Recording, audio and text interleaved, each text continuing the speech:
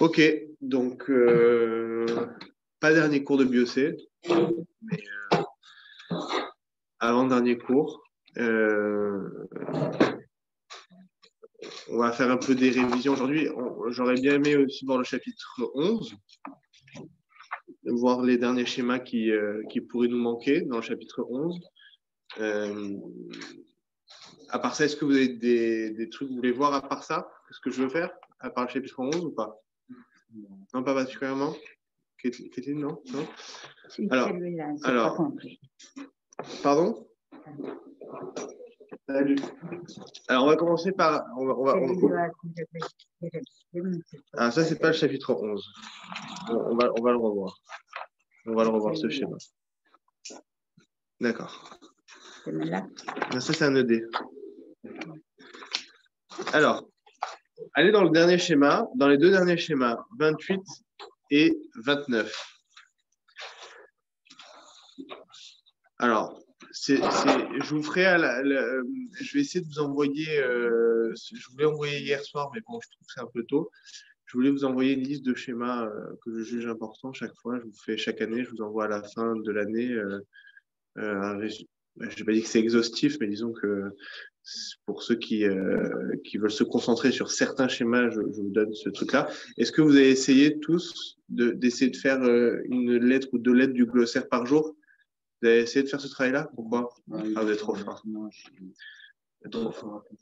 Ah, des cours, bon, je pense que c'est des bonnes révisions, c'est cool de le faire. Ces deux derniers schémas, ils sont importants parce que souvent ils tombent. Ils sont tombés une ou deux fois.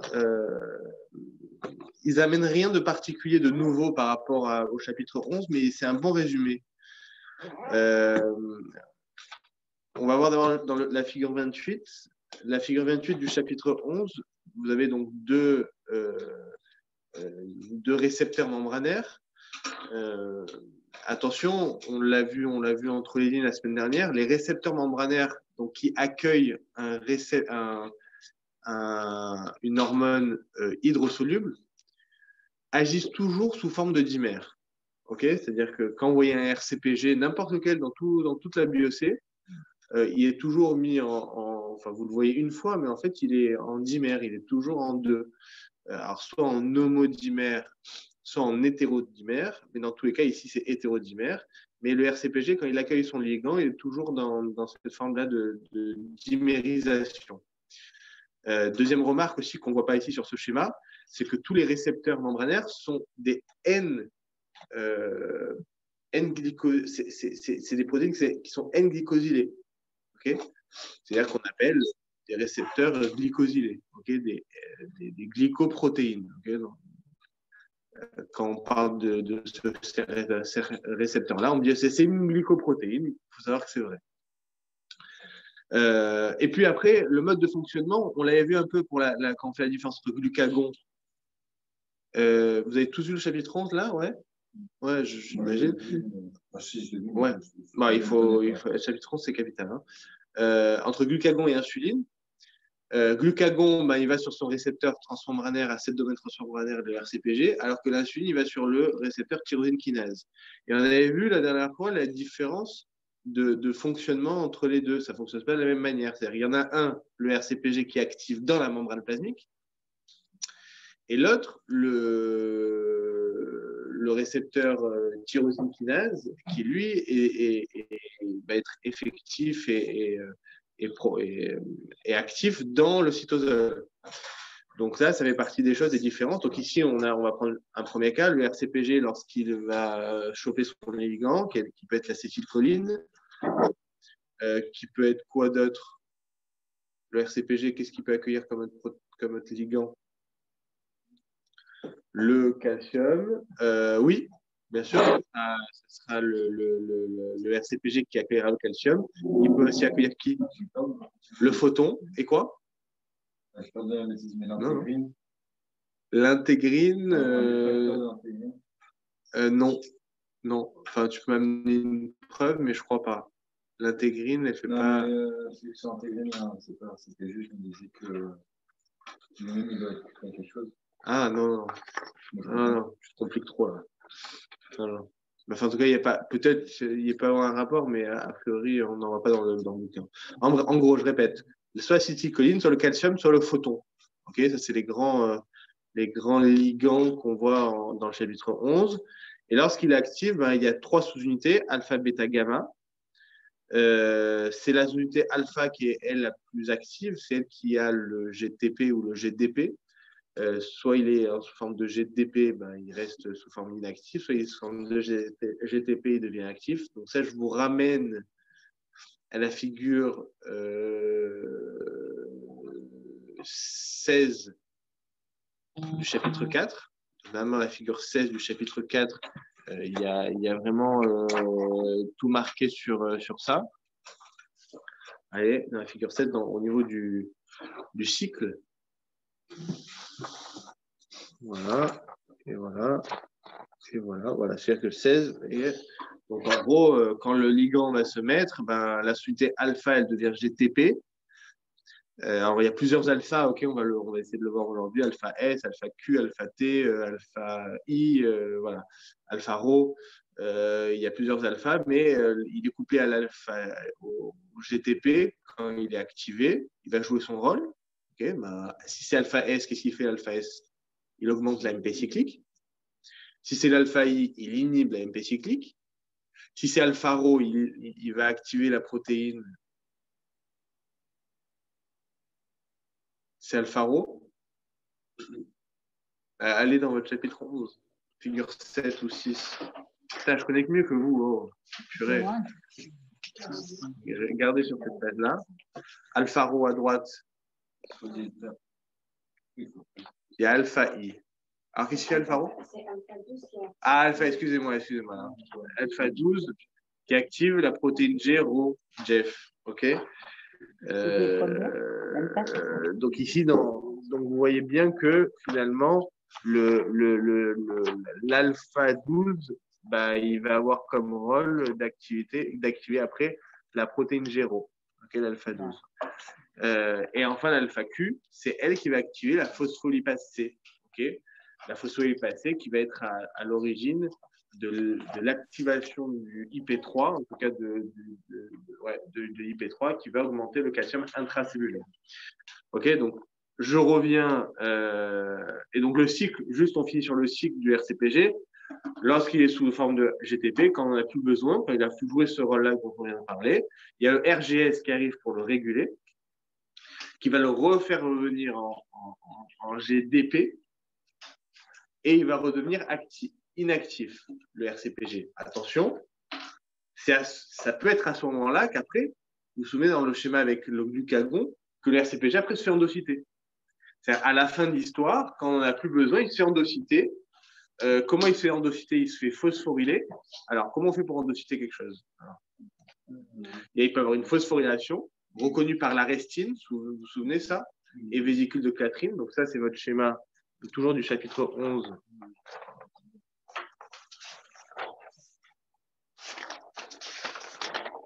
Voilà, figure 27. Donc vous voyez que le RCPG,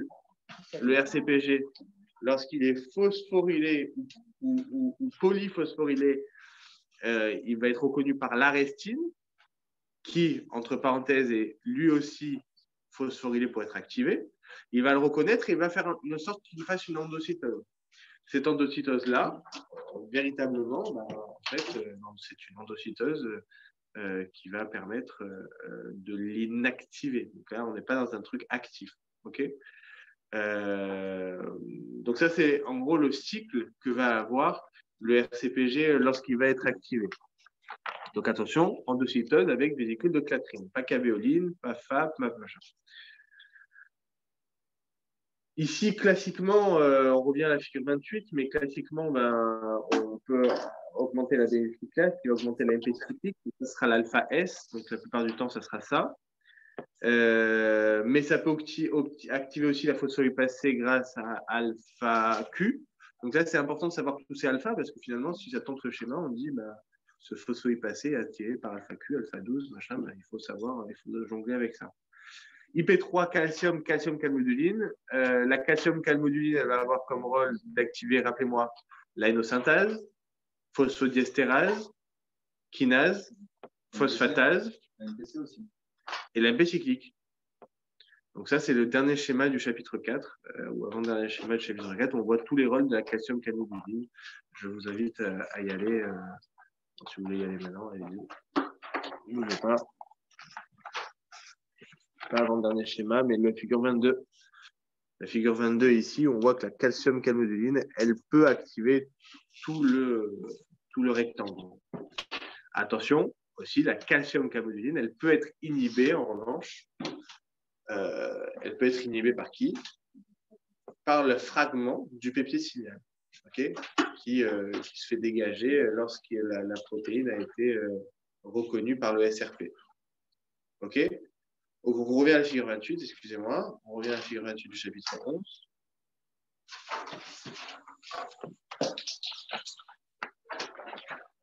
Donc, on a la calcium-calmodulline qui peut activer, on le voit ici, des kinases. Bon, ben, ça peut être des kinases, ça peut être autre chose, mais ça peut être activer des kinases. Attention, regardez, la phosphorylpasée, quand elle va couper, donc on ne voit pas dans ce schéma PIP2, ça va donner DAG et IP3. IP3, on sait ce qu'il va faire, il va augmenter le calcium, le récepteur IP3, etc., etc. Mais DAG peut aussi activer une protéine kinase C directement. C'est-à-dire, au lieu de passer par le système IP3, calcium-calmodulline, kinase, on peut directement activer des kinases via ce circuit-là. Voilà, donc ça, c'est globalement, finalement, le but final de tout ça, c'est qu'il y ait des phosphorylations. Parce que quand on passe par l'IP3, DAG, adénocyclase, AMP cyclique, tout ça, c'est pour aboutir à des phosphorylations qui vont participer à la différenciation cellulaire et à la survie de la cellule. À droite, donc, vous avez votre récepteur tyrosine kinase. Donc là, le ligand, il arrive en dimère. Le récepteur, il est en dimère. Et lorsque le ligand arrive sur le récepteur en dimère, il y a une autophosphorylation. Ça, c'est partie du cycle du récepteur tyrosine kinase. Une autophosphorylation qui va provoquer son endocytose automatiquement avec une vésicule de Clathrin. Donc là aussi, ça fait partie des choses où vous devez bien maîtriser. Donc c'est dans l'endocytose que vous allez voir qu'il va jouer son rôle là aussi, son rôle. Une parenthèse, c'est que le récepteur tyrosine kinase, il peut avoir un rôle. Alors, je ne sais pas, j'ai quelqu'un qui m'a posé une question, je ne me rappelle plus quand, je ne comprenais pas le rôle de RAS, tout ça, mais c'est très facile. Quand on a une autre fonction, si vous voulez, du récepteur tyrosine kinase, c'est que lorsqu'il se fait autophosphoryler, il peut activer une protéine intermédiaire. Okay, ça, c'est normalement dans notre figure 13. Voilà, dans votre figure 13 du chapitre 11, vous voyez qu'il y a une activation d'une protéine intermédiaire qui va activer RAS-GEF. Et RAS-GEF va avoir comme rôle de pouvoir activer RAS-GTP. Donc, RAS-GDP, il était dans la membrane plasmique. Alors, ça, il faut toujours le prouver, ça, parce que RAS, c'est une protéine G monomérique ou trimérique? Monomérique. Bon, normalement, les monomériques, elles sont actives, elles sont sous forme de GDP, pas accrochées à la membrane plasmique. Et lorsqu'on leur accroche un acide gras, en tout cas, on l'active, elle monte à la membrane plasmique. Là, dans ce schéma, c'est un peu ambigu parce qu'on voit que le RAS-GDP est directement déjà dans la membrane plasmique. Je ne sais pas si c'est une erreur du bouquin ou c'est comme ça que ça se passe exceptionnellement pour elle, mais voilà. Mais on voit qu'ici, le récepteur tyrosine kinase, elle a comme rôle de provoquer des cascades de kinase grâce à RAS-GEF. Okay, et donc, va activer les kinases ERK, etc. etc. OK. Donc, ça, c'était la figure 28. Et la figure 29, là aussi, la figure 29, elle est assez intéressante. Encore une fois, pas parce qu'elle rajoute des choses extraordinaires, mais elle nous montre quelque chose, juste une nouveauté qu'on n'avait pas vue depuis le début, c'est qu'il existe un RCPG qui est dans le RE. Le RCPG dans le RE, alors d'habitude, on a l'habitude de voir un RCPG dans la membrane plasmique qui accueille son ligand dans cette dernière. Ici, on constate que le RCPG, lui, il se met sur la membrane du RE et il peut jouer son rôle, c'est-à-dire qu'il va avoir ces 3 sous-unités alpha, bêta, gamma au niveau du cytoplasme. Okay, de la même manière, okay, on change juste l'ordre, mais c'est de la même manière que ça. Oui. Comme on n'est pas si mal, on nous demande, parce que je vois, si l'oestrogène, ça affecte l'activation du RCPG. Ah bah oui. On dit oui. Bien sûr. Bien sûr. D'accord. Donc, c'est-à-dire quand j'ai pas cité avant. Non, ouais, tu as raison. Donc, en fait, quand je vous dis tout à l'heure quels sont les ligands du RCPG, ben, vous rajoutez aussi l'oestrogène. OK. Alors, l'oestrogène, son action, c'est une particule liposoluble. Donc, lui, il passe à quoi? Eh ben, c'est une hormone stéroïde, l'oestrogène. Oui, c'est stéroïde.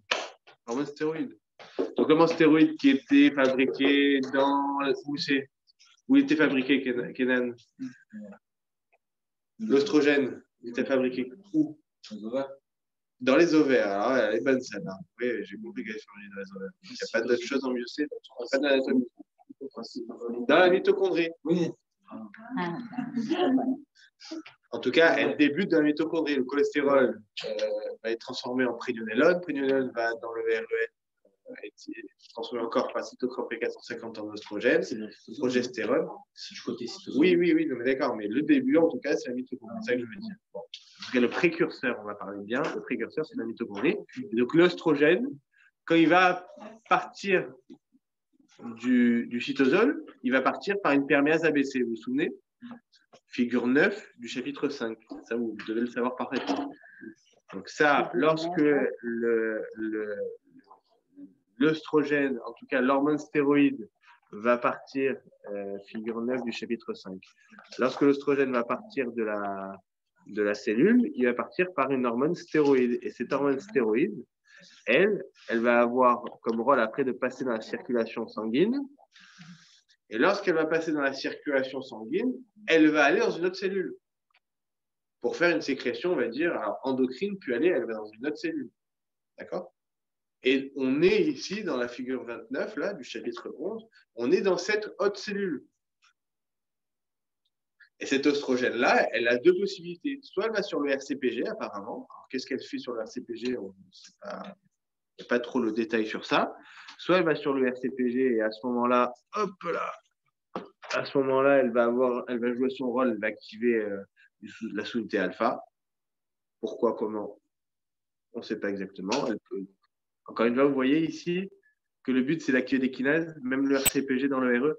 Il y a une flèche qui montre. Finalement, on vous efface toutes les autres étapes, mais au final, on va activer la kinase. Mais l'œstrogène, elle va avoir son rôle comme toutes les hormones stéroïdes. Premier rôle, c'est pas d'aller sur un RCPG, d'aller sur un récepteur nucléaire de type ABCDE. Ok, elle va l'activer, elle va libérer les parts. Rappelez-moi ce que c'est les parts. Protéines associées au récepteur, qui sont les chaperons, les parts, les chaperons cytosoliques qui sont sur le domaine E du récepteur nucléaire, donc qui vont masquer le site de fixation. L'hormone stéroïde en question, elle va libérer ces parts et va provoquer la dimérisation du récepteur. Alors là aussi, j'ai eu plusieurs questions cette semaine par rapport à ça. Ce récepteur nucléaire ABCDE, soit on peut le retrouver directement dans le cytosol, soit dans le noyau. Alors, moi, j'ai toujours pensé qu'il était directement dans le cytosol parce qu'il a un truc NLS. Donc, il a un signal de localisation nucléaire. Alors, soit il y va à partir du moment où il a été activé, soit il est allé avant et il a été activé à ce moment-là. Pardon? Oui, il fait les allers-retours, mais quand il est sous forme inactive, avec les parts dessus, bon, je sais pas. Ici, j'ai toujours l'impression qu'il est directement dans le noyau. Bon, après, il va aller sur la région régulatrice de l'ADN.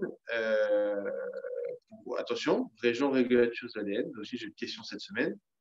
Pas sur le promoteur. Mais oui, le promoteur, je sais pas quoi. Non. Là, qui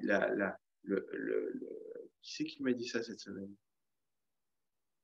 Ah oui, c'est Léa. Léa, elle m'a dit ça. Elle m'a dit oui, j'ai une amie de midi concours. Je sais pas, ils leur ont dit que le FRT, puisque c'est un FRT, va sur la région régulatrice de l'ADN. Alors que l'ARN polymérase numéro 2, lui, va sur le promoteur. Okay. Donc ça, c'est la difficulté. Le FRT, c'est facteur de régulation. Ouais. Bien, on peut retenir comme ça. Si on remonte un peu dans le schéma, oui, oui. Les sous-unités alpha, bêta et gamma, elles peuvent être à l'intérieur du nicopane ou pas? Sur le schéma, elles sont plus. Ah, bah, écoute, moi, je peux pas inventer. J'ai envie de te dire non parce que j'ai jamais vu. Maintenant, c'est pas impossible, mais bon, on ne posera pas cette question-là, c'est pas possible. Ce serait vache. Voilà. Ici, on constate aussi qu'on a un récepteur